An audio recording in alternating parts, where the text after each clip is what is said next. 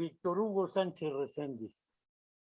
Muy buenas tardes, sé que estás con tu cigarro en la mano y entre los labios para que después tengamos el criterio de los 12 apóstoles del mezcal y de la estrella, naturalmente. No quiero, por principio de cuentas, dejar de agradecer a nuestros seguidores, miradores, oidores y demás ores de la Comuna de la Palabra, nuestro canal de YouTube. Tampoco quiero dejar de agradecer a quienes a lo largo y ancho, valga la expresión política, de esas que te gustan, de esta tierra mexicana, de norte a sur y de este a oeste, y desde, dijera José de Molina, desde el río Bravo hasta la Patagonia, nos siguen. Afortunadamente sí tenemos ya prácticamente 600 seguidores en YouTube, más los que se acumulan en vivo y los que ven posteriormente. No quiero dejar de agradecer a quienes del otro lado del charco también nos siguen. Sea donde antes era la cortina de hierro para allá y lo que era la cortina de hierro para acá, y el Caribe. Desde luego no quiero dejar de agradecer su atención porque, como habrán enteradose, la semana pasada tuvimos serios problemas debidos a una falla técnica desde la línea telefónica que nos dicen que no me escuchan. No entiendo. Bueno, sí se escucha, ¿no? Según esto se escucha, ha de ser tu audífono. Pero ahorita seguimos. Naturalmente quiero señalar, porque sí se está escuchando en el en vivo en Facebook, ya tenemos confirmación de ello, y quisiera poder recordar a ustedes que se cumple una semana más, un mes más, un año más, unos días más de la desaparición forzada de los 43 jóvenes estudiantes de la Escuela Normal Rural Raúl y Isidro Burgos de Ayotzinapa en Tixla de Guerrero, y no tenemos una respuesta clara, creíble y verosímil al respecto. A pasos de tortuga van tratando de explicar qué pasó y la mentira histórica sigue ahí colgada desde que el equipo de Enrique Peña Nieto la echó a andar. No quiero dejar de enviar un fraterno saludo a Angélica Rodríguez Morno, mamá de Viridiana Anaid, estudiante de nuestra Facultad de Psicología de la Universidad Autónoma del Estado de Morelos, también desaparecida en contra de su voluntad hace ya más de 8 años. Y a través de ella a todas las madres y padres que han estado como buscadores tratando de hallar en algún lugar vestigios de sus seres queridos desaparecidos. Espero que Víctor Hugo sí nos esté escuchando. Si no, le pedimos que hable para poder tratar de iniciar esto, que según el dato de Facebook, sí se escucha, y como se escucha, seguramente vamos a tratar de ver qué pasa, porque estaría bien que empezáramos. Mientras Víctor Hugo recoloca, nos escuchábamos hace rato y él me escuchaba. Él no me escucha, sigue sin escucharme Víctor Hugo, y se me hace raro, porque en Facebook sí nos escuchan.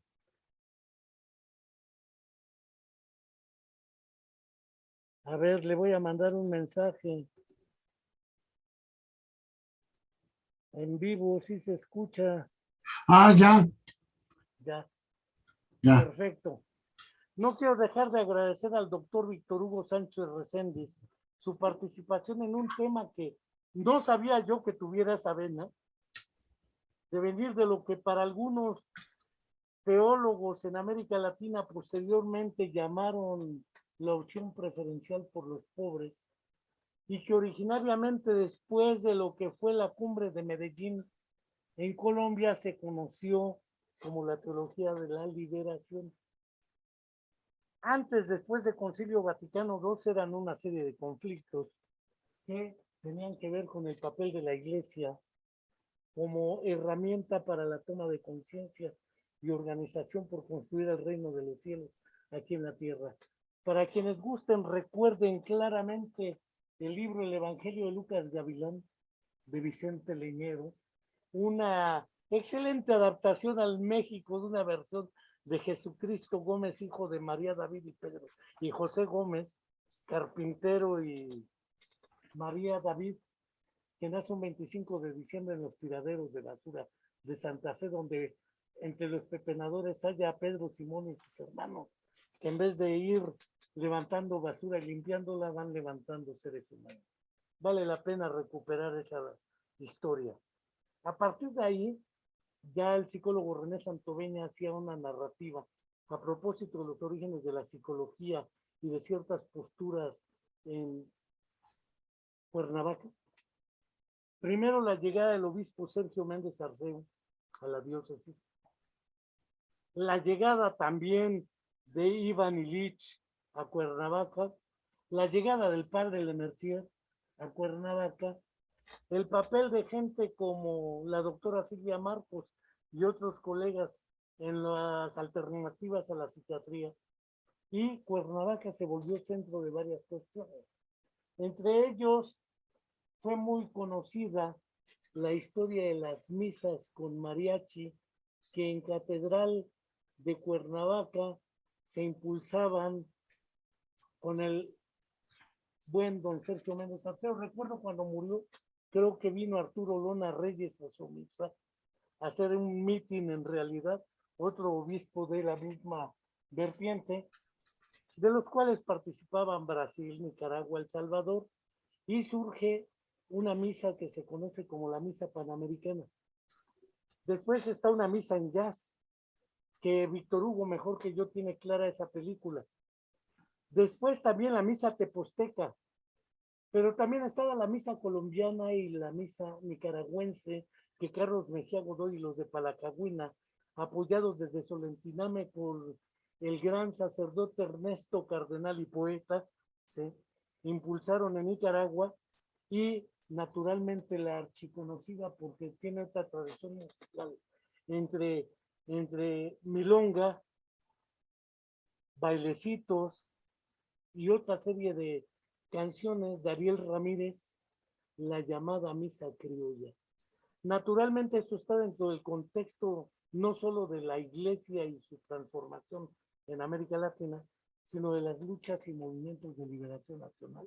Desde que también en Colombia el sacerdote Camilo Torres Restrepo hubiera sacado una carta pública convocando a tomar las armas, y la constitución en ese entonces del Ejército de Liberación Nacional en Colombia.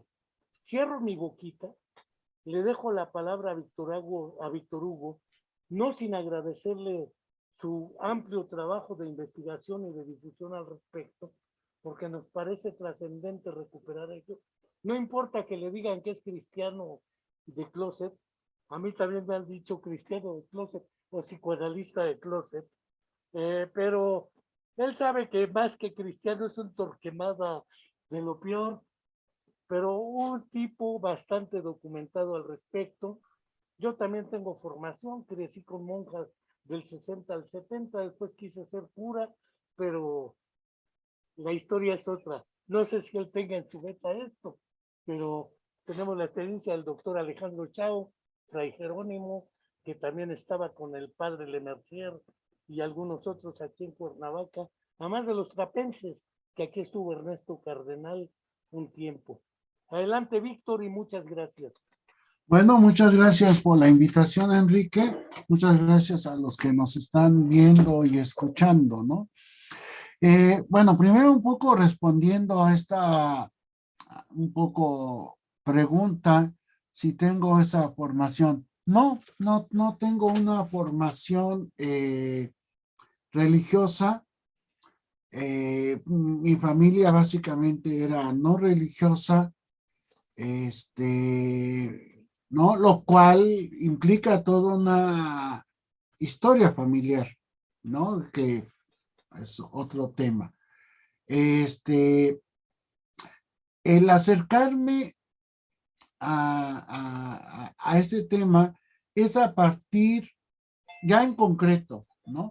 Es decir, eh, el fenómeno religioso que ha sido estudiado ampliamente por la sociología, la antropología, eh, pues se nos cruza en diferentes momentos, ¿no?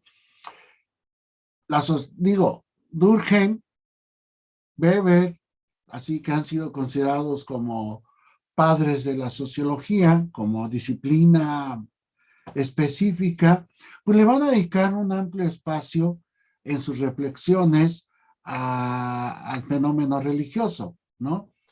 La antropología aborda mucho la religiosidad comunitaria, ¿no? Las fiestas patronales, etcétera, ¿no? Entonces, como que es parte de los estudios sociales la religión, por su importancia en todos los ámbitos de la vida. Indudablemente,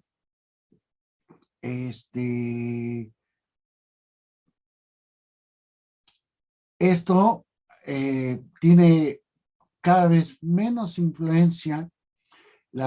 En México en concreto, la institución hegemónica, que sería la Iglesia Católica, se van perdiendo creyentes. Si hace 70 años, 60 años, el 95, 97% de la población era católica, ahora anda por el 85%, además, donde una amplia mayoría, pues ya muy superficialmente, o católicos de boda, ¿no? Van a misa cuando hay bodas, eh, y en general en el mundo han perdido las religiones la fe, eh, han perdido creyentes, pero curiosamente, bueno, en México las iglesias no católicas, el amplio gama de iglesias llamadas protestantes, cristianas, evangélicas, pues han crecido mucho, ¿no? Eh, y por otro lado, se da otro fenómeno interesante, que es el surgimiento de nuevas espiritualidades, donde se dan múltiples fusiones, ¿no? En un altar podemos encontrar una imagen de la Virgen de Guadalupe, un Buda, y que la persona esté haciendo yoga, ¿no? Así, estas fusiones de espiritualidades posmodernas, ¿no? Entonces, bueno, es interesante analizar todo esto. Al trabajar yo el tema de los pueblos que serán zapatistas después, digamos, después quiere decir que los estudio antes, eh, encuentro que la religiosidad comunitaria, es decir, esta que depende poco de la institución, es importante en el proceso de organización de los pueblos y en una forma particular de entender la justicia, la injusticia, por lo tanto, la libertad y demás, ¿no? Esta religiosidad va a ser importante, ¿no? Y de ahí sale un libro de Rebeldes Fe, Identidad y Formación de la Conciencia Zapatista, ¿no? Entonces, como que ahí ya había como una preocupación. Y luego hay que tomar en cuenta, algo que han señalado y le llaman así, yo lo retomo sin hacer la gran defensa de ello, de que los grandes relatos de la modernidad, pues si no han fracasado, han llevado al desencanto, ¿no? Es decir, se planteó que esta comunidad, esta solidaridad orgánica, como le decía Durkheim, pues que no funcionaba, ¿no? Es decir, esa solidaridad, esta comunidad creada a través de la tradición, pues había que cambiarla por una solidaridad racional basada en la creación de una ciudadanía. El resultado que tenemos es el individualismo extremo, ¿no? Y aquí estamos, en Zoom, ¿no? Cada vez más, incluso en los países desarrollados, la ciudadanía se desencanta. Esta idea que nos planteaban de la racionalidad de los mercados nos lleva a un extremo consumo, un consumo hedonista, un consumo desesperado que tiene impactos en el medio ambiente, la basura, la contaminación, etcétera. El modelo de modernidad que planteaba centrado en el Estado a través del socialismo real, pues se derrumbó la URSS, ¿no? Entonces, pues como que se deja de cantar los alabados y ahora se escucha reggaetón, ¿no? Entonces hay como una crisis civilizatoria y por eso surgen estas nuevas espiritualidades, nueva búsqueda de ya no los grandes relatos, ya no esperar la toma del poder, sino empezar a construir y tener una vida digna desde el ya. Y por eso la idea de reconstruir comunidad. Surge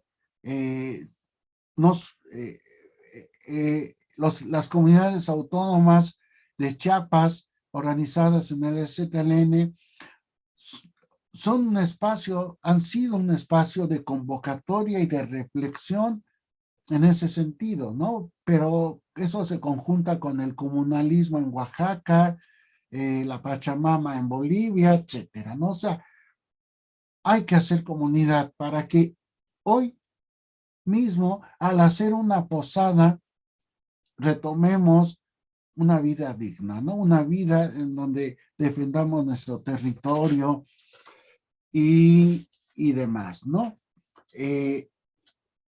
Como una posibilidad. Y que en este año y medio que llevamos de confinamiento, o bueno, ya ahora ha disminuido, pues se crearon comunidades de aprendizaje, creo que debieron haber sido más posible, donde los niños salían a jugar en una privada, les daban clases a algunas maestras o la misma comunidad, se revivió el trueque, ¿no? Experiencias así interesantes, o comunidades virtuales. A ver, aprovecho que te echaste el trago de mezcal. Recuerdo cuando conocí el viejo debate entre cómo explicar la historia de América Latina. Y la primera versión que me sorprendió, por no seguir los manuales escritos en la ex-URSS, ¿sí? Socialismo primitivo o comunismo primitivo, esclavismo, feudalismo, capitalismo, bla, bla, bla. Fue el trabajo de los 7 ensayos sobre la realidad peruana de José Carlos Mariátegui. Y él parte de una premisa: la historia de América puede escindirse en 2 momentos, como la historia antes de Cristo y antes de la conquista y a partir de la conquista. porque no es cierto que la conquista vino a aportar algo que no existía antes, algo existía antes. Efectivamente, pueblos que estaban en relaciones de dominio-subordinación con quienes tenían el poder regionalmente hablando. No sé si eran caníbales o no, como se dice, pero haya sido como haya sido, dijera el comandante Borolas, no cabe duda que eso no justifica ni ética ni moralmente la conquista. Ese es otro asunto que vale la pena. José Carlos Mariátegui empieza con el problema de la realidad económica, pero sigue con tres asuntos que no se tocaban. El problema del indio, el problema de la cultura y el problema de la religión. El sincretismo viene a preñar no solo la lengua, sino a través de la cristianización. Fueron dos ejes de la segunda etapa de la conquista, la posmilitar, la conquista lingüística y la conquista cultural a través de la religión, cristianización y castellanización.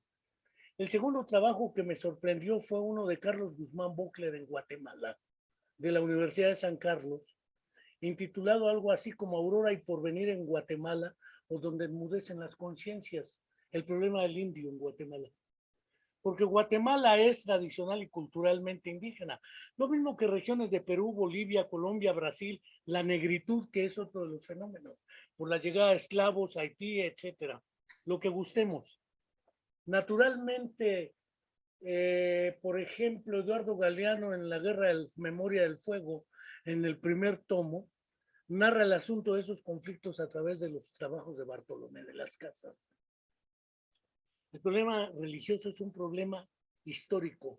El día de mañana tendremos a Máximo Serdio con una charla sobre su libro Los Cristos Frágiles, del trayecto a Chalma.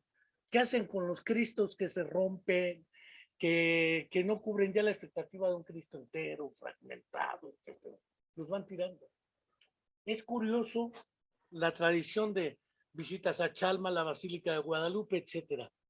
Pero transformar la iglesia al servicio de construir comunidad y de construir una alternativa autogestiva, parece ser que aunque llegaron catalanes como en El Salvador, Nicaragua, o llegaron a otras regiones como en Brasil, ¿sí? También en América Latina se genera. Puedo hablar de Dom Helder Cámara, puedo hablar de hasta Óscar Arnulfo Romero en El Salvador, se puede hablar del mismo Paulo Freire, etcétera. Creo que esa vertiente es la que viene a imprimir la posibilidad de la construcción histórica de una nueva vida de lo que era la Eucaristía o la misa. Bueno, es que ahí precisamente yo parto, obviamente estos personajes que acabas de mencionar son fundamentales, pero yo, por ejemplo, sobre el tema de la conquista, esta ruptura que es evidente que existe, no es como la historia oficial, fue mucho más complejo. De hecho, hay quien menciona, como Miguel Moraita, los que estaban en 1100 en estas tierras, antes de la llegada de los nahuas, que no se nos olvida que Pensemos en los olmecas. si hubo una castellanización, también hubo una nahuatlatización previa, ¿no? Y había un estado opresor previo al de los españoles, ¿no? Entonces, hay una continuidad en los pueblos, en donde van incorporando diferentes elementos y los van interpretando y van a construir una iglesia entendida como cuerpo de Cristo, llamémosle así, comunitaria, que es la de los pueblos. Por eso se le llama, los antropólogos normalmente le llaman religiosidad popular. Nosotros ya empezamos, nosotros porque eso surge de un amigo, Baruch Martínez, de él lo escuché, igual ya lo dijo alguien más, que hay que decir que es religión comunitaria, porque es una construcción comunitaria. Lo popular es como desde afuera. Es decir, las fiestas patronales, quien las organiza es el pueblo. El cura va, cumple con su chamba, que es dar misa, y ya. Son los mayordomos Los que mayordomos, coordinan. claro, que son elegidos en asamblea, Sí. normalmente, y rinden cuentas a la asamblea, ¿no? Entonces, por eso cuando se eligen autoridades vía asamblea es parte de una tradición muy vieja, ¿no? Incluso que tenía reconocimiento institucional en época colonial. Es decir, los pueblos originarios fueron perdiendo más derechos en el México independiente y luego en el México posrevolucionario. La verdadera En castellanización, la conquista ya no tenían derechos. no, sí, la República de Indios tenía mucho más derechos que antes y mucho más derechos que en el México posrevolucionario. La verdadera castellanización se da después de la revolución. Pero bueno, entonces, ¿cómo me acerco a este tema? A partir del temblor del 2017, Fundación Comunidad apoya con recursos, gestión de recursos y demás, apoya la reconstrucción en Xochocotla, ¿no? Acá en el sur del estado de Morelos. Y la presidenta de Fundación Comunidad, Gabriela Videla, dice, bueno, pero no hay que quedarnos solamente en la reconstrucción, que además, vía el proyecto Yancuitla Netsi, se plantea una reconstrucción comunitaria, ¿no? Y entonces, Gaby Videla dice, es que hay que hacer algo más, y me propone hacer un libro que retome las luchas de Xochocotla, ¿no? Y ahí las retomamos. Bueno, lo hicimos rápidamente. Y parte del contexto de los años 70, que en Xochocotla van a ser muy activos, la lucha en contra de la principal cacahuatera que había en ese entonces, que era Maffer, la creación de una cooperativa de cacahuate, la recuperación de una ribera del lago de Tequesquitengo y demás. En toda esta lucha va a aparecer un personaje, el padre Rogelio Orozco, ¿no? Que era el párroco de Xochocotla. Como parte del contexto que hay que darle a todas estas publicaciones, pues abordamos el tema de la creación del municipio de Temoac, ¿no? El municipio de Temoac en 1977, que está directamente ligado a la creación de los últimos 5 municipios o 4 municipios, ¿no?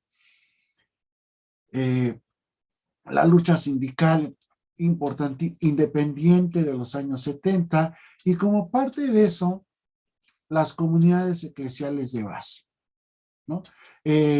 La teología de la liberación, el respaldo a las luchas populares de parte del obispo Sergio Méndez Arceo, ¿no? Ese fue como, se metieron unas páginas, hice una entrevista, revisé algunos documentos y ya entró en el libro, ¿no?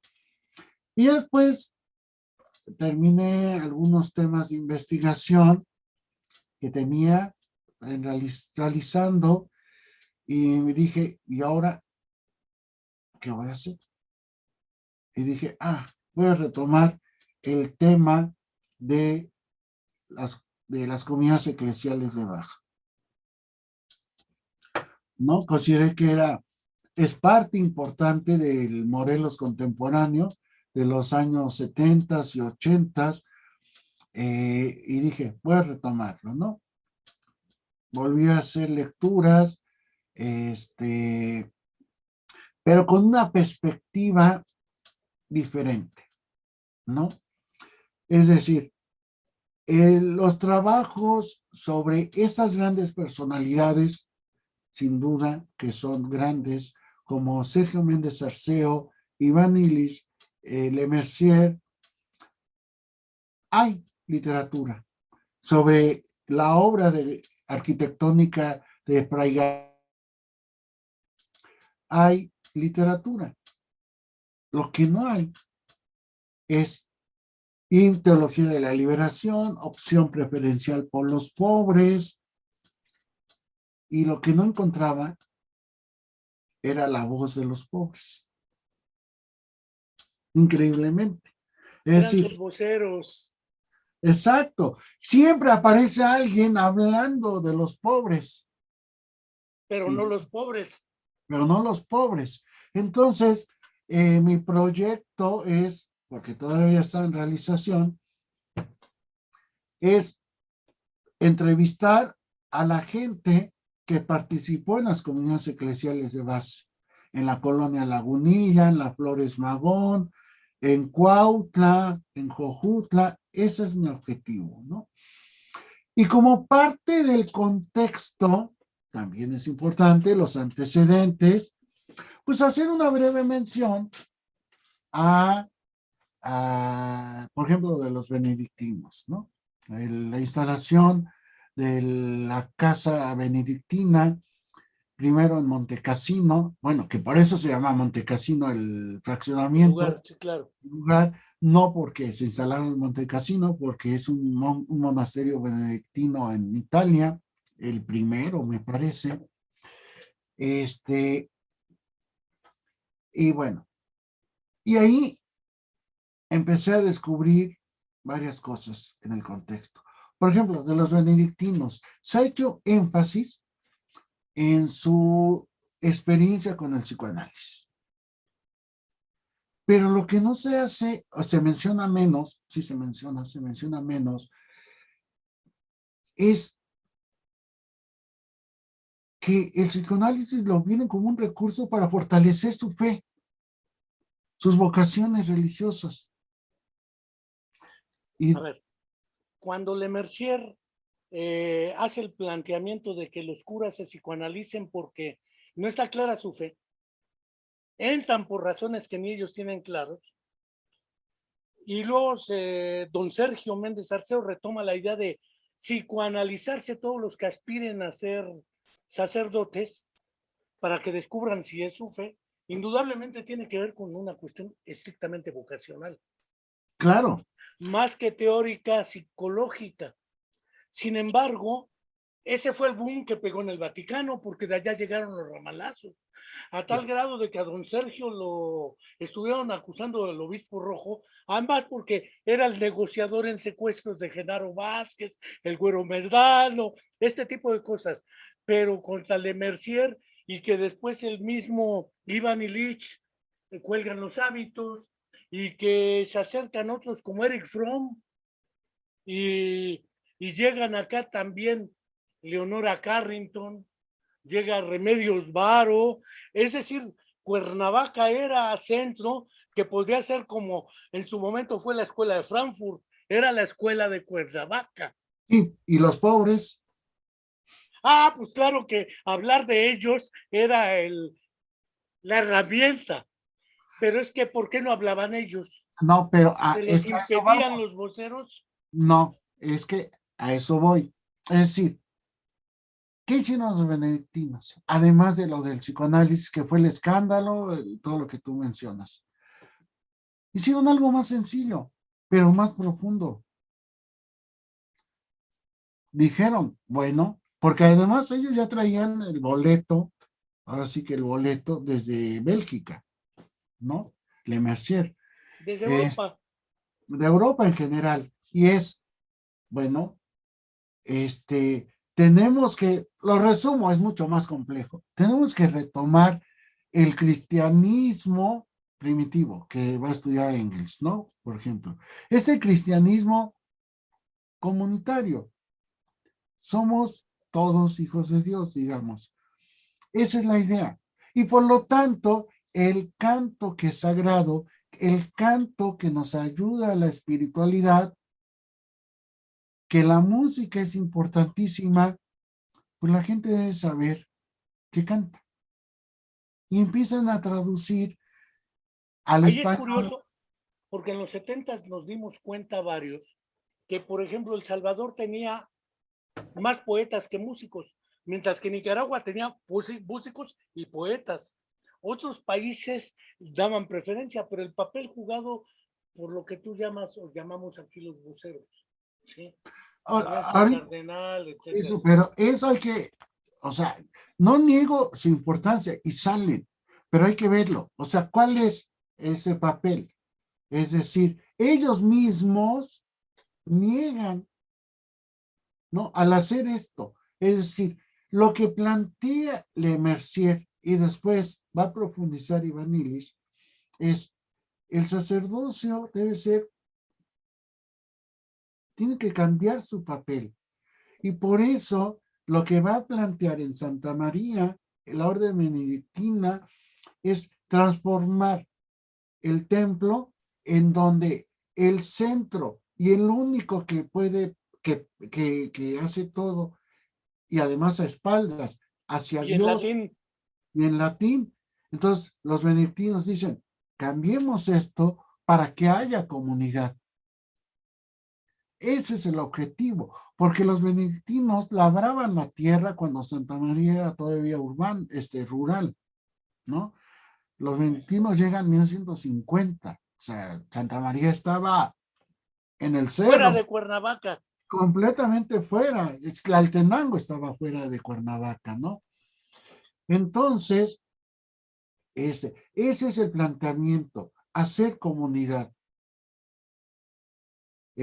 Y por eso un templo circular donde la gente participe más activamente, donde el sacerdote es solamente alguien que acompaña el proceso, ¿no? De alguna forma, o sea, tiene otro nombre, este proceso, y donde además se inserte en la cultura del pueblo, ¿no? Entonces, ya desde ahí está ese planteamiento, y donde además la gente entienda la trascendencia de los símbolos que están allí presentes, ¿no? Es decir, la importancia de la resurrección, que es derrotar a la muerte, ¿no? Y plantear la posibilidad de la construcción de la utopía, ¿no? Entonces, y eso lo retoma Méndez Arceo cuando hace la remodelación de la catedral. No Quitar el solamente oro. quitar el oro, quitar altares, centrarse en Cristo no crucificado, no un Cristo doloroso, sino un No una Cristo, víctima, no una víctima, sino un Cristo que resucita, vivo. ¿no? Y que plantea, la resurrección plantea un camino hacia el futuro, ¿no? Entonces, Hijo, ya parecemos pastores o sacerdotes. bueno, pero son explicaciones, ¿no? Sí, sí. Este, Pero pensemos, por ejemplo, el jazz, ¿por qué? En la ah, misa, el ahí jazz. vamos, El ahí jazz vamos, no es parte de nuestra tradición cultural. ahí vamos, ahí A vamos. ver, Entonces, pero ojo, esto son procesos que se están dando en todo el mundo.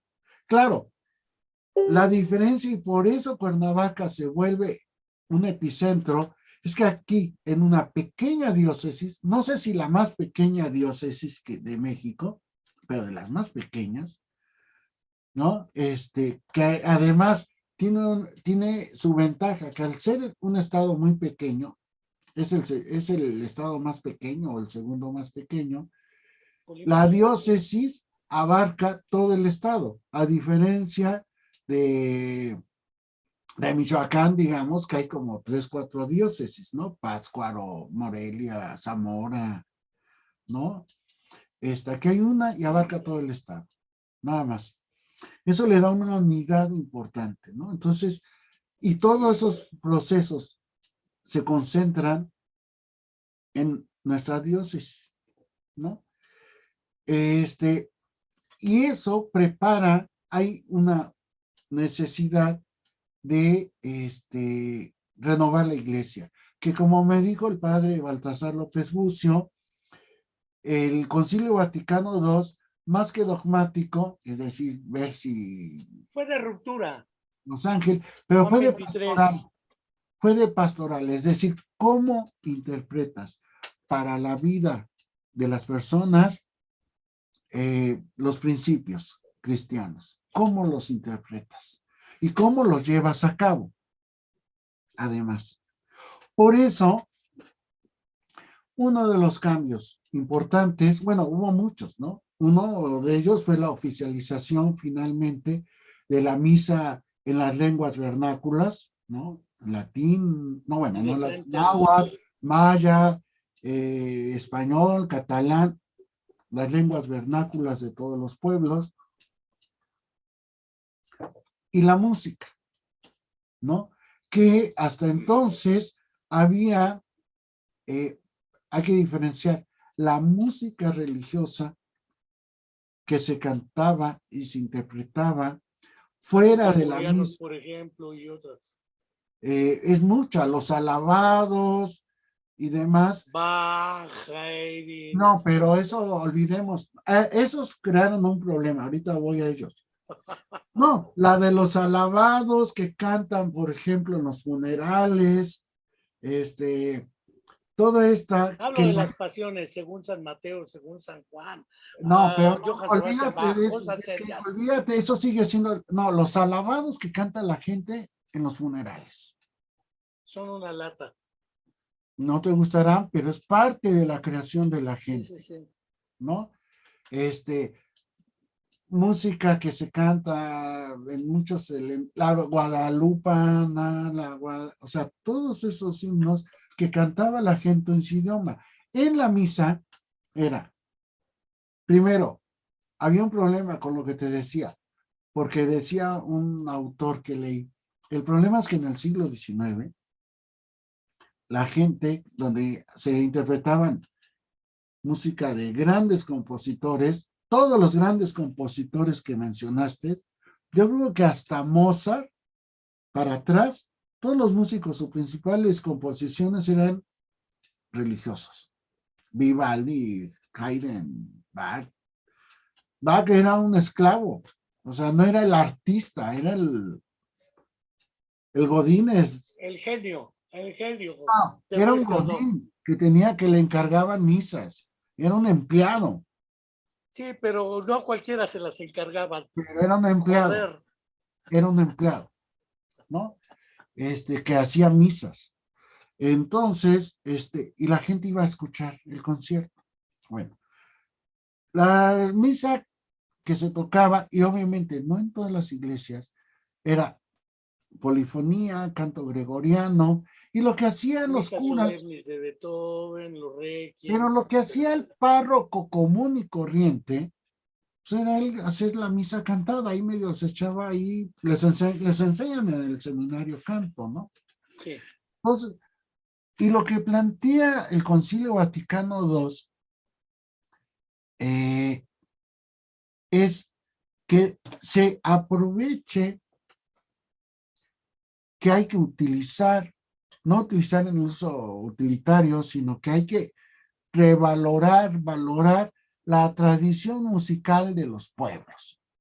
Así aparece en un documento del Vaticano, ¿no? Con otras palabras un poco más rebuscadas, pero básicamente es eso, valorar la música de los pueblos. Y eso implica conocer, comprender y valorar la cultura de los pueblos. Ahora,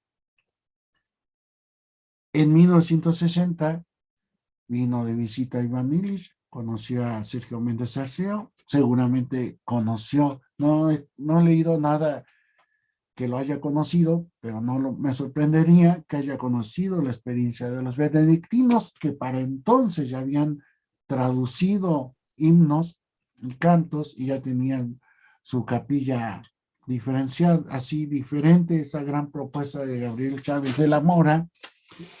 Y en el 62 ya se instala Iván Illich y crea el Centro de intercultural. El SIDOC. El SIC todavía se El llamaba SIC antes del SIDOC. el SIC, intercultural, ¿no? En donde siempre nos mencionan los grandes personajes que vinieron, y es cierto, y vinieron, pero luego se nos olvida la orientación que tenían todos, que no era estatista. Por eso hay que recordar, tú y yo nos hemos de acordar, yo me acuerdo, que en los 70s, a Iván Illich, los marxistas, leninistas, estalinistas, revisionista, llamaban a Iván Illich agente de la CIA. Porque Iván Illich va a cuestionar esta modernidad que para él, la modernidad de la URSS y la modernidad de Estados Unidos son dos gotas de agua. Dijera Mao, son los dos. Y el China es lo mismo, ¿no? Entonces, van a cuestionar la idea de progreso, es decir, está pro, miedo a la libertad, ¿no? Es decir, entender el mundo moderno sin from, pero el mundo moderno quiere decir el de ahorita. Era un avanzado, veía procesos, viene de la escuela de Frankfurt, que es una crítica del llamado socialismo real, del estatismo. Entre otras cosas. Viene Paul Goldman, ¿no? Anarquista norteamericano, que va a tener influencia en el surgimiento de Marcuse, del Gestalt, ¿no? Es decir, gente que cuestiona la modernidad capitalista en sus dos versiones, la de Estados Unidos y de la URSS, que de socialista no tenía nada y de soviética tampoco, menos, ¿no? Y que plantean un diálogo cultural. Y por eso, ¿cuánto tiempo tenemos? Tú síguele, tenemos todavía fácil otros 45 minutos, porque tendríamos que entrar porque el jazz, por ejemplo. Ok, por eso la ahí misa voy. teposteca tiene Entonces, otra estructura, lo mismo que el mariachi, porque el mariachi ha sido históricamente la imagen más vendida de la mexicanidad. claro. Pero no es lo mismo el mariachi que Tino Contreras o que la misa teposteca. Es que ahí... O pensar que la misa criolla de Ariel Ramírez, que musicalmente es otro asunto. O Nicaragua, en la misa campesina de Carlos Mejía Godoy. Ahí voy. Entonces, eso es importante del SIC, porque vamos a retomarlo antes de ir a las otras misas. Eso es importante, el SIC, Centro de... Ay, se me va el nombre. El Centro Intercultural. Centro Intercultural, que tiene como función básica que los pastores, los sacerdotes que venían a América Latina, los entendieran, de Estados Unidos, Canadá, entendieran la cultura de aquí. Y lo que luego, y que menciona Jean Robert, pero mejor que no vengan, ¿no? Así como, algo así. Porque tienen que aprender esto, tienen que aprender la cultura de los pueblos. Y eso es importante, este diálogo intercultural. Por eso, y hay que ver las obras posteriores de Iván Illich, el género vernáculo, la cuestión del agua, la crítica a la escolarización, ¿no? Es decir, no dice hay que mejorar la escuela, no, la escuela es el problema, y lo estamos viendo ahorita, no hay que volver, o sea, para mí es una desgracia volver a clases presenciales, no por la presencialidad, sino que se perdió la oportunidad de que creara a la sociedad una alternativa comunitaria a esta educación centralizada. Pero bueno, eso critica Iván Illich, critica, y en todos los trabajos de Iván Illich hay un proceso de valorización de la cultura de los pueblos. Siempre lo señala, ¿no? estos saberes tradicionales. Bueno, ¿cuál es la diferencia de las misas que vamos a mencionar y que es lo central de esta plática con otras misas, ¿no? Es decir, hay una serie de proyectos, incluso a la par del Concilio Vaticano II, incluso un poco antes, de integrar la música vernácula, es decir, porque era todo un proceso, un movimiento, al acto litúrgico ya de la misa, ya no estos himnos de la guadalupana, por decir algo, sino ya a todo el acto litúrgico, es decir, quien sea católico se dará cuenta, sabrá que la misa tiene un orden, el ofertorio, la comunión, y cada una de esas va acompañado de una música. Ahora, ¿qué es la música? Es muy complejo lo que es la música, pero la música es sentimiento. La música es abstracto, es decir, nos podemos echar un rollo de lo que es el amor o lo que es el sufrimiento, ¿no? Así un rollo filosófico y demás.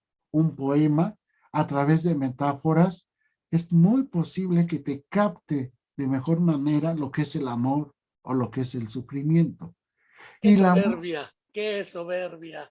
y la música sin palabras es muy posible que capte y nos haga llorar, ¿no? Entonces la música es lo abstracto que entra y nos inunda. Es muy corporal la música, ¿no? Es muy sensorial en todos los sentidos. Y por lo tanto, como además la música cuando la tenemos más allá de música de fondo, tipo supermercado, ¿no? Cuando estamos con la música, se nos crea un tiempo diferente. Es un tiempo, incluso el tiempo se puede detener cuando escuchamos música. Por eso la música está completamente ligada al ritual, al el contacto de los hombres y mujeres con la espiritualidad, con las fuerzas telúricas, con el pasado, con el origen de los tiempos. La música es esencial en todo ritual, sea ofrendar en una cueva en San Andrés de la Cal, en Sosocotla, sea para las danzas, sea para un funeral. La música siempre en la cuestión sagrada va a estar presente, ¿no? Hay incluso instrumentos hechos especialmente para esta sacralidad, ¿no? Han encontrado ciertos silbatos de origen prehispánico de la muerte, del jaguar, de los pájaros, ¿no? Que tienen obviamente una musicalidad muy diferente a la que tenemos generada de la música occidental, ¿no? Pero ahí están unos instrumentos completamente sagrados. O la chirimía. La chirimía básicamente se toca de forma ritual, ¿no? O sea, todo lo que he escuchado de la chirimía es ritual, no es para bailar, ¿no? Entonces tenemos una serie de instrumentos. Entonces lo sagrado y la música están íntimamente ligados. Y entonces es lógico que en este proceso de renovación de la iglesia hayan surgido diversas misas. La misa Yub, se me va el nombre. En África, la misa criolla, incluso previa a la misa panamericana, en 1964, la misa criolla de Ariel Ramírez, tocada por los fronterizos, pero hay una diferencia con lo que va a sufrir acá, que son hechas, por ejemplo, la misa, y luego hay misas chilenas y demás, que estas misas, y ya después vamos a hablar de la nicaragüense y demás, que tienen también otra lógica. Ariel Ramírez, un compositor de música, lo que le llaman clásica, ¿no? De orquesta y demás, un nivel excelente, ¿no? También aquí en México, diversos autores, se me van los nombres, habían compuesto música que van a ser retomadas pues, por la música, misa panamericana. Y como bien decías en la introducción, pues Ariel Ramírez va a retomar la misa criolla, los diferentes ritmos propios de Argentina, ¿no? Bueno, todos los que mencionaste, más otros. La diferencia, creo que eso es muy importante con la misa panamericana. Uno, la misa panamericana, conocida como de mariachis, va a generar, ya en México, en Cuernavaca, va a generar una gran expectación, porque ya esta diócesis, ya el obispo Sergio Méndez Arceo habían hecho ruido, ¿no? Ya los benedictinos, antes del psicoanálisis, ya habían hecho ruido. Venía gente de México, incluso del extranjero, a la misa de los benedictinos en español, por ejemplo. Ya generaba inquietud. La catedral fue, por una parte, un escándalo, porque cómo tiró los santos, los altares, y por otro lado, una admiración por el proyecto arquitectónico, ¿no?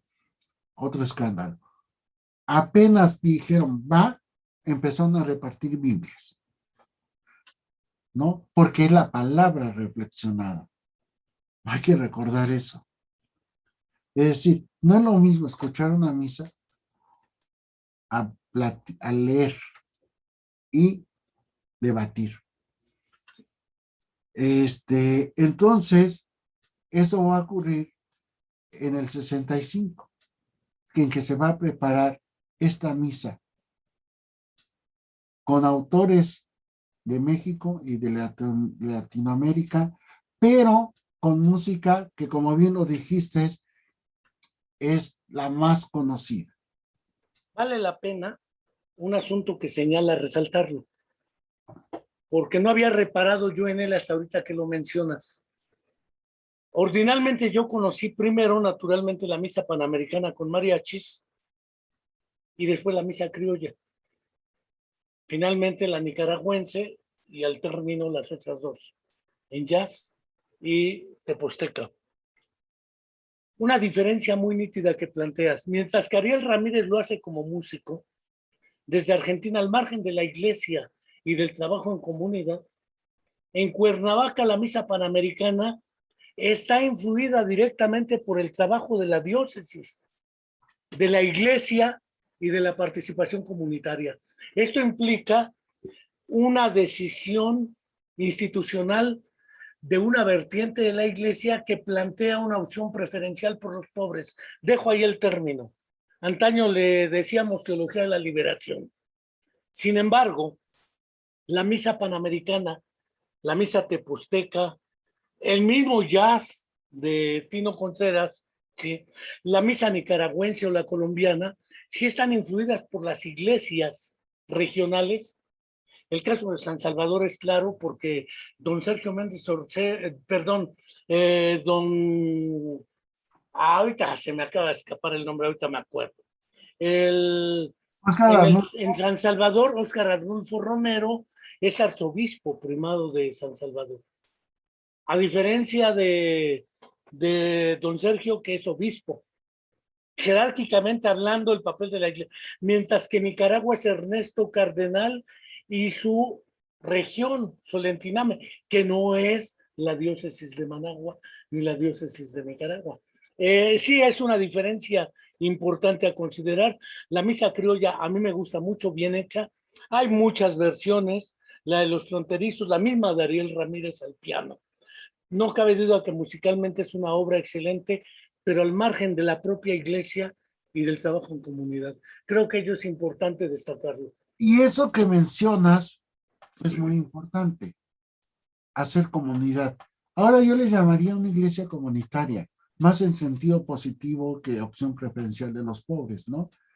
Eh, porque lo que plantean a partir de la misa panamericana es hacer comunidad, algo que no está presente en la de Ariel Ramírez, que es bellísima, ¿no?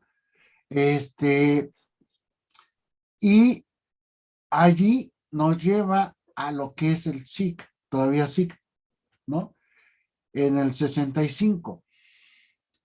En todos los relatos aparecen a veces la misa con mariachi. A veces se les menciona los hermanos Macías, ¿no? Que era el mariachi, que eran migrantes venidos de las tierras bajas de Jalisco, en donde el son de mariachi pues es la música tradicional, ¿no? La que se toca en los pueblos, ¿no? Entonces, ellos llegaron como migrantes y allá en el pueblo, pues además se dedicaban, tenían ganado, tierras, y acá dijeron, y ahora, pues vamos a ser mariacheros, ¿no? Y se dedicaron a la calle y luego a las cantinas y luego ya empezaron a tener un poco más de éxito, ¿no? Eso me lo contó su hija, la hija de Miguel, Kitty Macías, ¿no? Algo que no he encontrado en la documentación sería revisar el archivo del CIDOC que está en el Colegio de México, es cómo se construyó desde el CIDOC. Lo que me menciona Kitty y que después va a aparecer en el documento sobre la misa teposteca, y si ahí tengo el documento, es que quien se hace responsable de hacer la misa, uno es un benedictino, un fraile benedictino de Quebec, Jean-Marc Leclerc, o como se pronuncia en francés, Jean-Marc Leclerc, ¿no? Pero él aplica una metodología en el caso de la misa teposteca y muy posiblemente en la misa panamericana. Y lo que nos dice Kitty Macías es quien hizo los arreglos, quien hizo las propuestas, fueron los hermanos Macías, ¿no? Lo cual tiene lógica, porque se integran en la misa panamericana sonidos tipo de los concheros, ¿no? Se integran guapangos, se integran diferentes variedades musicales que solo un músico lo iba a poder hacer, ¿no? Un músico que estuviera imbuido de esa tradición que la tenían los hermanos Macías, ¿no? Entonces fue cuando me empezó a crecer el proyecto de ver un contexto, vi que era un proyecto mucho más amplio, ¿no? Y por eso me creció el contexto, lo cual es medio normal en las investigaciones, ¿no? Que luego las fuentes te llevan a profundizar algo que no tenías contemplado, ¿no? Entonces, se la preparan, pero además en esa preparación, y eso nos lo dice Jean-Marc Leclerc, en esa preparación que van teniendo, en esa construcción de la misa que van realizando los hermanos Macías, parte de eso sí es la participación de la comunidad, que eso también está en el documento del Vaticano II. Es decir, lo que se busca con esas propuestas musicales es que la comunidad participe, no solamente participe, la haga suya, y eso es importante, ¿no? De hecho, integran en los ensayos a escuelas para que estén entre el público e impulse a la gente a participar en la misa panamericana, ¿no? La misa panamericana va a hacer de nueva cuenta un gran escándalo, cómo meter mariachis, que es de borrachos y de Pedro Infante y todo, al templo católico. Pero por otro lado, va a generar una enorme alegría, como me han dicho algunos entrevistados, sentir la comunidad, ¿no? Sentir la comunidad. Es decir, yo algo que intento hacer, la he visto en vivo, modificada, que se toca en la parroquia de Guadalupe, que está ahí en Avenida Morelos. Un domingo cada mes se toca la misa panamericana, muy modificada de la original, pero te da un sentido, ¿no? Yo lo que hago en muchas cosas que no entiendo es como, o que no siento, es como intentar interiorizarme, ¿no?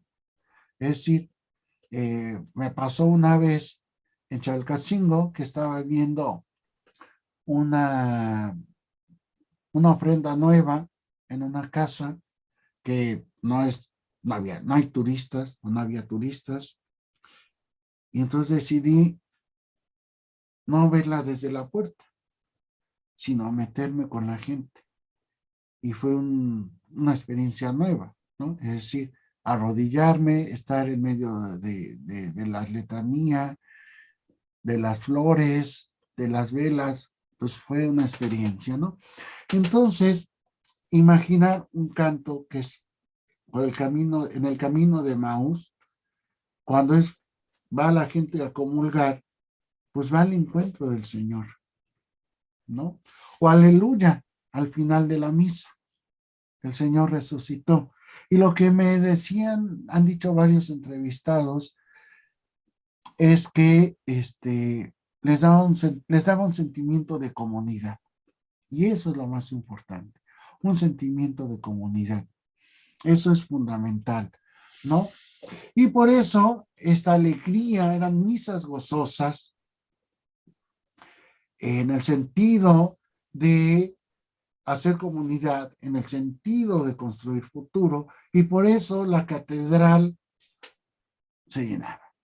No solamente con los fieles de Cuernavaca, sino con turistas y después con estudiantes de escuelas para extranjeros, ¿no? Venía gente incluso del extranjero, como una tarea ir a la misa panamericana, y si a eso le agregamos las homilías reflexivas, críticas y después solidarias de Sergio Méndez Arceo, pues la misa dominical en la Catedral de Cuernavaca se volvió noticia nacional e internacional, ¿no? Entonces eran momentos muy importantes, ¿no?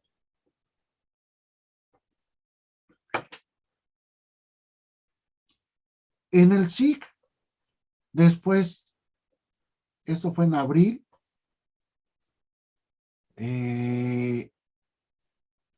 y en septiembre en abril del 66, en septiembre del 66, si no me falla la memoria, se constituye ya el SIDOC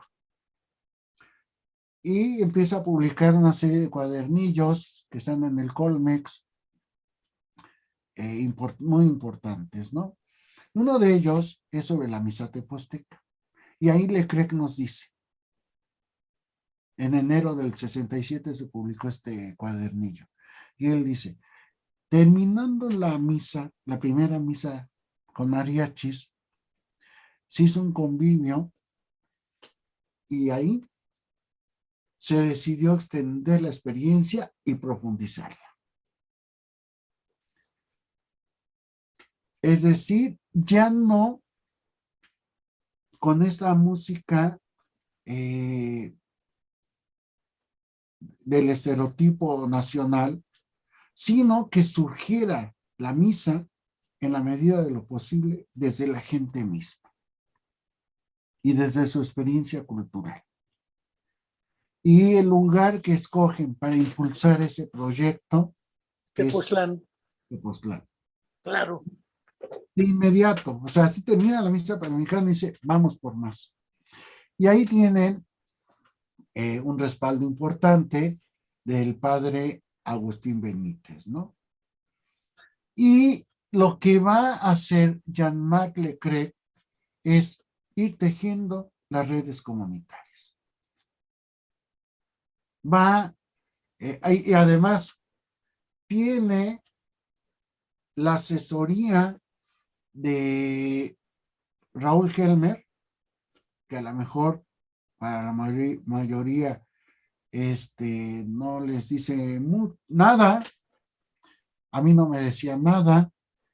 Tecleé Raúl Helmer en el buscador de Google y me fui para atrás. Es el principal etnomúsico que ha habido en México.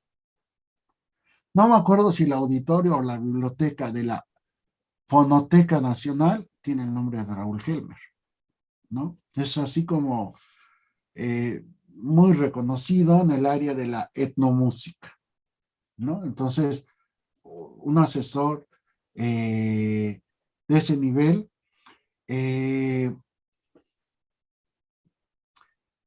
está como asesor también. Ahorita se me va el nombre, déjame ver dónde está el libro, por acá está el libro, no lo veo. El que hizo Eric Fromm, el de psicoanálisis del campesino mexicano. El psicoanálisis del campesinado mexicano. Michael Con Malkovich, Eric es, Fromm, Fondo de Cultura Económica. ese Malkovich es otro de los asesores. Es decir, Sí. y no dudo, porque en estos momentos andaba Fromm aquí en Cuernavaca, que Fromm anduviera por ahí también, ¿no? De hecho, al leer ese documento, en el libro del psicoanálisis, no se identifica al pueblo. Y en el documento de Tepoztlán sí se identifica al pueblo, donde se hizo ese estudio, ¿no? Dije, ya, por fin un misterio fue develado, ¿no? Y entonces Jean-Marc Leclerc empieza a tejer comunitariamente, empieza a relacionarse con todos los músicos que hay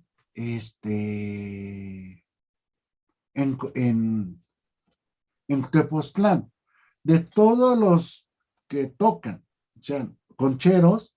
Hay que recordar que había ya entonces una diferencia, pero en ese entonces la mayoría eran concheros, no eran aztecas, porque tocaban la guitarra con una concha de armadillo. Los concheros entrevista y graba, o sea, a concheros, entrevista y graba a corridistas, surianos, entrevista a los chirimiteros, a los de las chirimías, Chirimía. A todo el universo que hay, la música de banda, a todo el universo musical que hay en Tepoztlán. Graba alabanzas, jaculatorias y todo lo que hay se toca, se interpreta en Tepoztlán, ¿no? Y no solamente en la entrevista es cuál es el sentido de esta música, en qué momento se toca, para usted, por qué es importante la música, qué es para usted Cristo. Es decir, es un trabajo de investigación a profundidad para entender la cultura, la religiosidad de los tepoztecos, ¿no? Y el resultado de ello, pues es la misa tepozteca, en donde se abre con el cuerno de toro, que normalmente se usaba para los que tenían ganado en el cerro y demás, darse señales y cosas por el estilo, pero que durante la revolución zapatista se usaba para dar órdenes, para dar avisos, y entonces Leclerc dice, va, el cuerno de toro, y la misa abre con el cuerno de toro. El teponaztle eh, que hay la leyenda que viene desde la época prehispánica, que tiene un Teponaztli gemelo, uno es en Malinalco, uno es hembra y otro es macho, uno es hombre y otro es mujer, que se toca cuando el Teposteco en septiembre, ¿no? Y entonces todos esos elementos, es un trabajo de un mes intenso de entrevista, grabación, comprender el contexto en que la gente hace el instrumento, no solamente verlos como objeto de estudio, sino los integra, escucha sus propuestas, las integra las propuestas para que sea la misa de Tepoztlán, no la misa que se crea para Tepoztlán. Sí, quizá valga la pena, Víctor, porque al ritmo que vamos no nos va a dar más tiempo, dejar para otra ocasión la misa nicaragüense, la colombiana. Sin embargo, sí, yo sigo insistiendo en una pregunta. ¿Por qué el jazz? Ah, bueno, ahí La va. misa en jazz, porque esa sí fue acá, mientras que la nicaragüense fue prácticamente los Mejía Godoy con el trabajo de Ernesto Cardenal y su grupo, en Colombia con otros grupos sacerdotales, y la criolla la dejamos prácticamente porque ya se señaló nítidamente la diferencia, es obra de un músico de alta magnitud, excelente factura, pero no es parte de la tradición de hagamos comunidad, iglesia preferencial por los pobres, etcétera. Sí agarra lo que son guainos, agarra bailecitos, agarra chacareras y naturalmente malambo, y por el otro lado lo que es la milonga. Pero eso es parte de la tradición de una región de Sudamérica, Argentina, Brasil, parte de Uruguay, pero que retoma el músico, mientras aquí es trabajo en comunidad, desde la comunidad y por la iglesia. Pero el jazz, que no es tradicional de acá, y además Tino Contreras tampoco, vamos, a muchos les dice poco. Bueno, Adelante. nada más para concluir lo de la misa teposteca, y que tiene que ver con lo comunitario. Y lo menciona Jean-Marc Leclerc, un canal importante fue don Fermín Bello, que en ese entonces era joven, ¿no? Y Fermín Bello es una persona que está en la comunidad, es parte importante de la comunidad teposteca.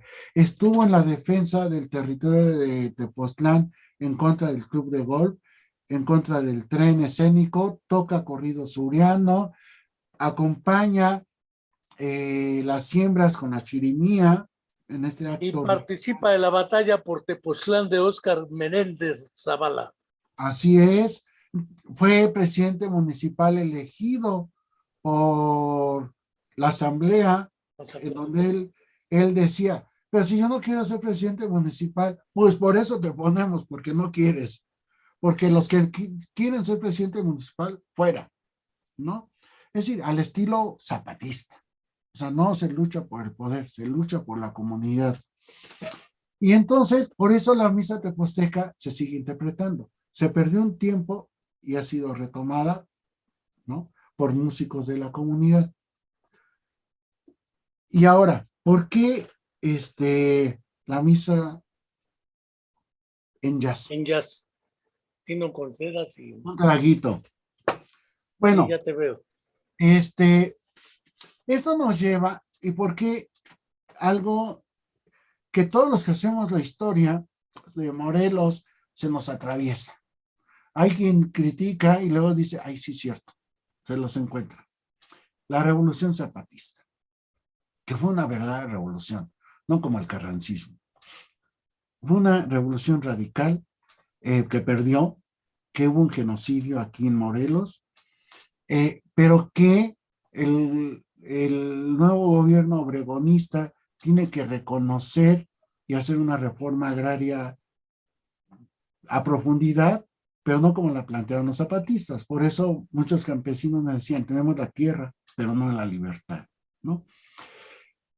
Y eso lo va a observar Méndez Arceo cuando dice, aquí los pueblos son altaneros ante el sacerdote, son muy orgullosos de su pasado zapatista, ¿no? Lo observa.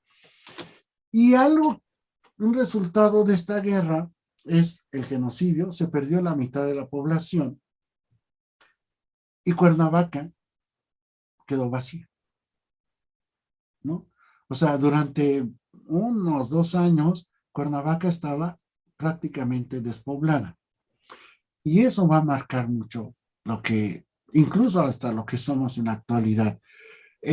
Hubo una huida, los zapatistas pusieron sitio en el 14 a Cuernavaca, la población salió, fueron atacados y se perdió mucha población civil a manos de los zapatistas, ¿no? De población de Cuernavaca. Entonces, cuando regresa La Paz, pocos cuernavacos regresaron, ¿no? O sea, por eso no hay una tradición de una élite cuernavacense que nos traiga del siglo XIX, ¿no?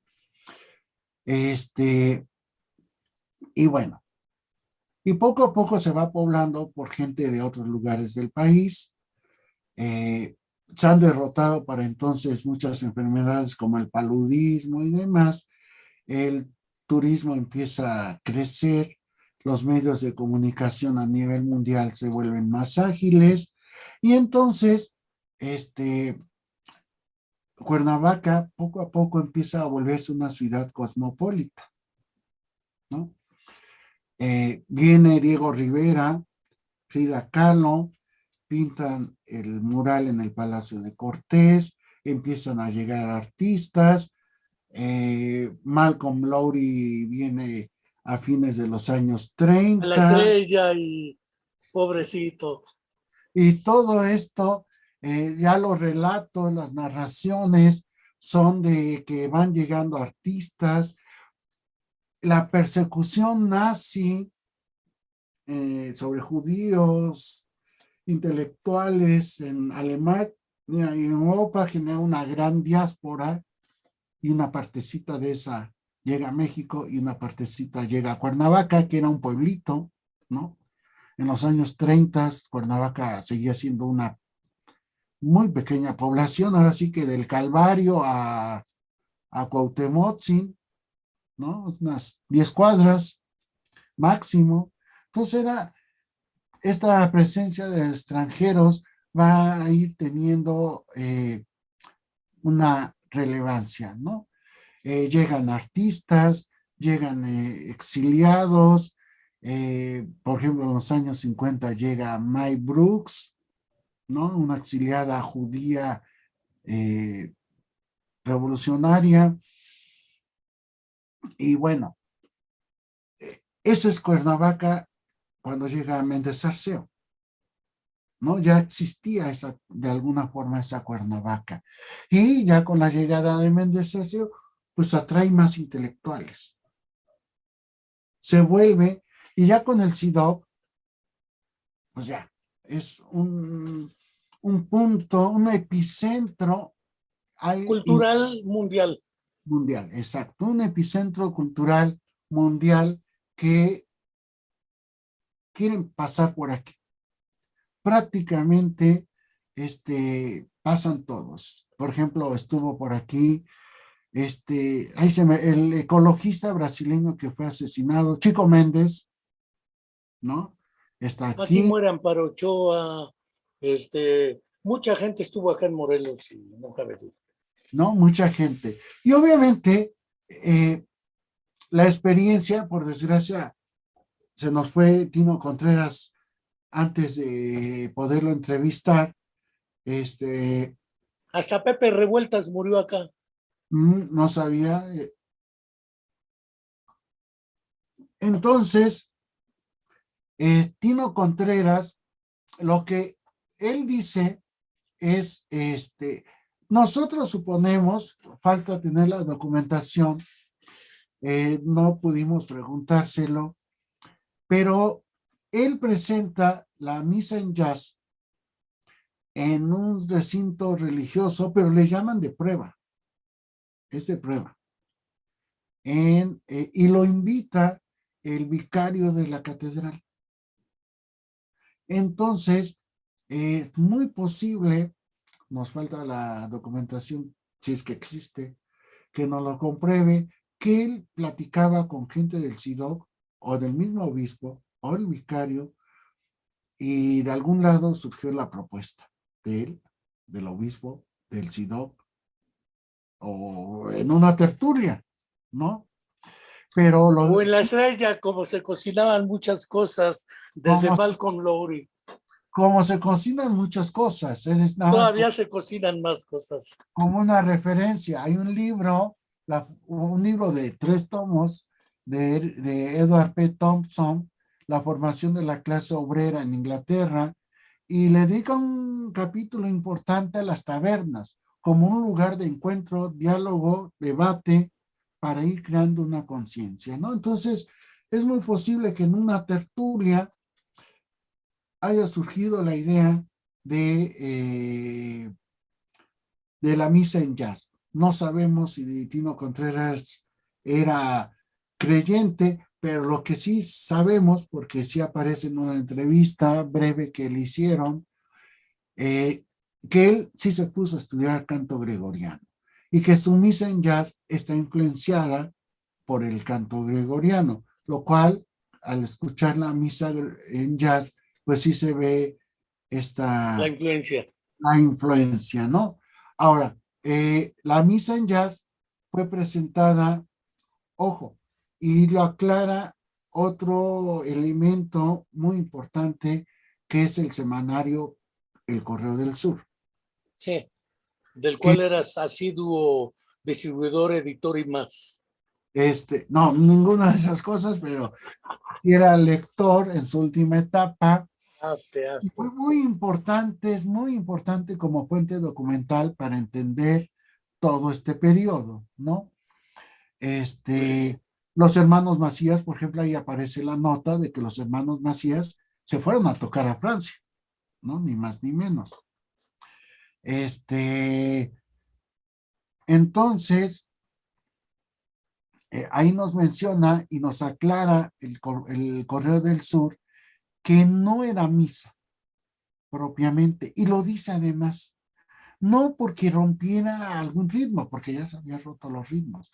Y eso también fue en el 66, eso fue en septiembre del 66. Misa Panamericana, Misa Teposteca en julio y luego en septiembre Misa en Jazz. ¿No? O sea, vean, en unos cuantos meses es una revolución en términos de la música, ¿no?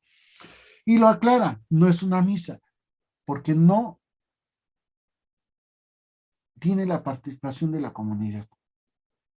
Es como la de Ariel Ramírez, a mí me encanta la misa en jazz, pero no deja ese espacio a la participación comunitaria, cosa que sí tienen la misa panamericana y la misa La teposteca. nicaragüense también. Y la Pero nicaragüense y la salvadoreña más incluso. o la colombiana. Pero aquí me interesa, para cerrar, un punto que refieres y que es fundamental. La misa, el término misa, la Eucaristía, el acto es un acto comunitario y un Exacto. acto de comunión, ¿o no es? Y mira, que yo ahorita a estas alturas de mi vida no soy religioso y creyente. Lisa y llanamente lo he vivido en varias etapas de mi vida. Si la misa criolla ahora se la han cantado hasta el Papa, a Francisco I, y se la cantaron a Benedictus XVI.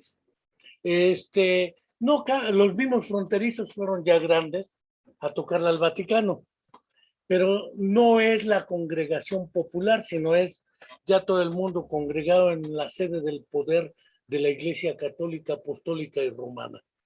El caso de las misas populares en México particularmente y en Centroamérica son actos comunitarios de comunidad y de convivencialidad. De otra manera, no sería la misa ni tendría sentido como un ritual impuesto y además superpuesto a los propios valores comunitarios. Quizá por ello la misa en jazz, por eso preguntaba por qué el jazz, porque además no es de nuestra tradición.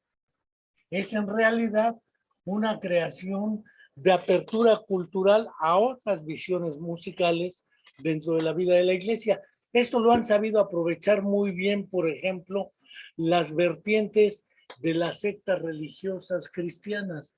Así Ellos es. tocan rock, rap, lo que sea, con tal de transmitir el mensaje y meter al acto comunitario. Valga la noción de comunitariedad ahí, en esos casos.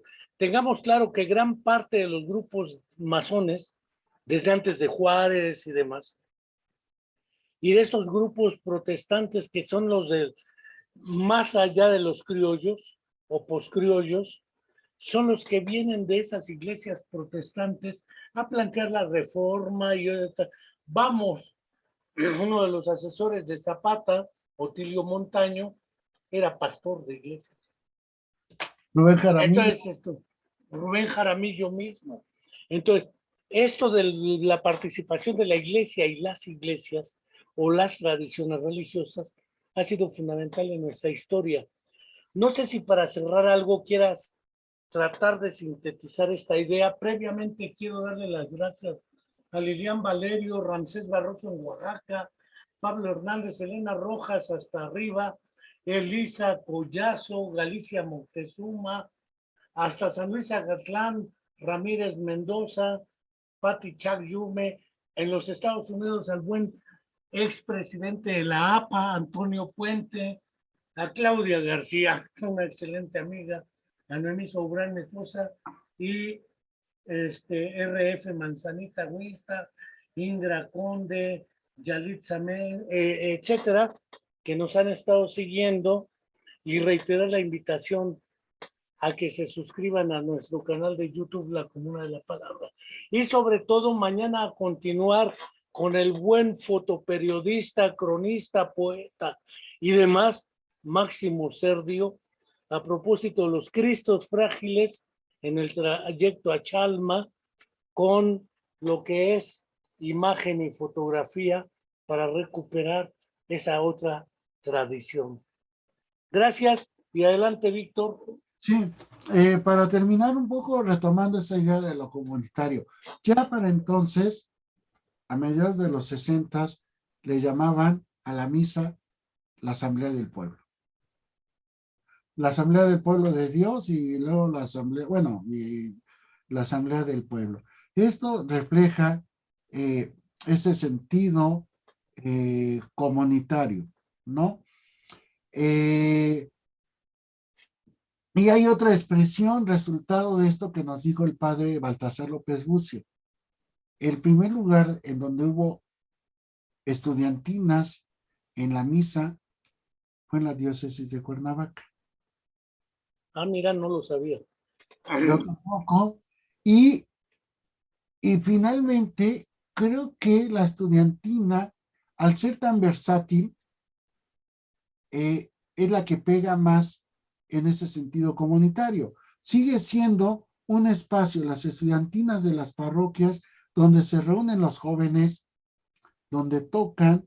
A veces es ya casi el único lugar de reunión de jóvenes en comunidades cruzadas por los autos, comunidades donde hay más chelerías que nada, ¿no? Entonces, ahí es un tema a explorar esto de las estudiantinas, ¿no? Y además es muy versátil, con una flauta dulce, una armoniquita y dos, tres mandolinas, armas una estudiantina, a diferencia de las otras conjuntos musicales, ¿no? Entonces, creo que la música es muy importante en términos de la sacralidad de los pueblos, en la construcción de comunidad, ¿no? La música es fundamental. Y pues esperemos que cuando sigamos avanzando, pues también nos invites, por ejemplo, ya a hablar de las comunidades eclesiales de base, porque también fueron muy importantes, ¿no? Pues Víctor Hugo, a pesar de todas las expectativas que generábamos de un gran pleito como acostumbramos, ha sido sumamente apacible, agradable, interesante. No quiero dejar de agradecerte. Quienes quieran pueden buscar las versiones íntegras de las misas con Tino Contreras, la misa teposteca, la misa panamericana, la nicaragüense, la salvadoreña. En YouTube las pueden encontrar. Optamos por no pasarlas porque luego por derechos de autor y esas cosas nos quitan el sonido a la hora no del en vivo, sino a la hora de la reproducción. Y quienes quieran pueden buscar a Víctor Hugo Sánchez Reséndiz, porque él tiene mucha documentación al respecto y mucha sabiduría sobre esto. Nada más agregar algo sobre esto que acabas de mencionar. Muchas veces, y así era antes, casi de manera inevitable, es una investigación que lleva años, digamos. Mi primera entrada ya más formal de escribir algo sobre las comunidades eclesiales de base fue en el 18, ¿no? Con el tema de lo de Xochocotla, y estamos en el 21. No, así se tardan las investigaciones, ¿no? Hasta que estaba completa salía algo publicado, un libro de 300 páginas y cosas por el estilo.